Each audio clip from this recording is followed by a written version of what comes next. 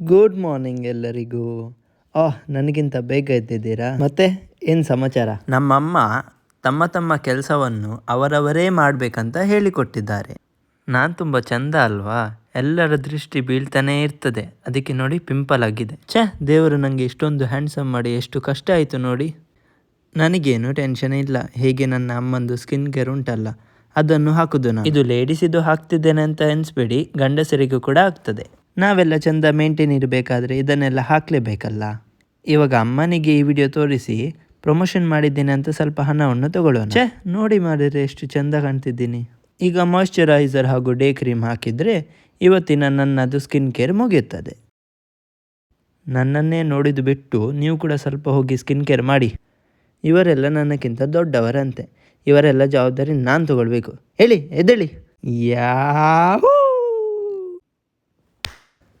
ಇವರೊಬ್ಬರು healthy ಅಂತ ಹೇಳಿ ಬೆಳಿಗ್ಗೆ ಸೌತೆಕಾಯಿ, ಟೊಮೆಟೊ, ಈರುಳ್ಳಿ ಎಲ್ಲ ತಿನ್ನಿಸೋದು. ಇದೆಂತ ಬ್ರೆಡ್ಡನ್ನು ರಸ್ಕ್ ಮಾಡಿ ಇಟ್ಟಿದ್ದಾರೆ ಇವರು. ತಿಂತ ಇದ್ದಾರೆ ನೋಡಿ ಕುತ್ಕೊಂಡು. ಏನೂ ಹೇಳಿ ಮಾರ್ರೆ, ಅಮ್ಮನ ಸ್ಯಾಂಡ್ವಿಚ್ ಅಂತೂ ಸೂಪರ್ ಆಗುತ್ತೆ. ನಾನು ಕೂಡ ತಿಂತೀನಿ, ಮತ್ತು ಇದು ಕೂಡ ನನಗೆ ಸಿಗಲಿಕ್ಕಿಲ್ಲ.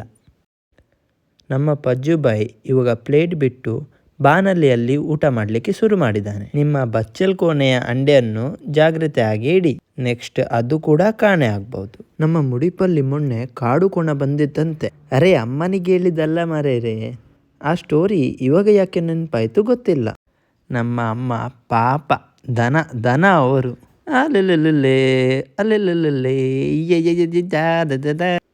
ಈಗ ಎಂತ ಟ್ರಾನ್ಸಿಷನ್ ನೋಡಿ ನಿಮ್ಮ ಹೀರೋದು. 3, 2, 1 ನಿಮಗೆ ಈ ರೀತಿ ಮಾಡ್ಲಿಕ್ಕೆ ಆಗ್ತದೆ?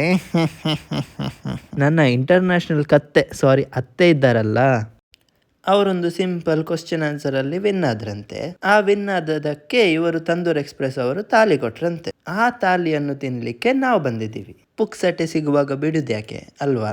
ನನ್ನ ಜೊತೆ ನಾನು ಮಹಾ ಬಕ್ಕಸೂರನನ್ನು ಕರ್ಕೊಂಡು ಬಂದಿದ್ದೀನಿ. ಇಲ್ಲದಿದ್ರೆ ಇಷ್ಟು ದೊಡ್ಡ ತಾಲಿ ತಿನ್ನುದು ಯಾರು ಮಾರೇರೆ?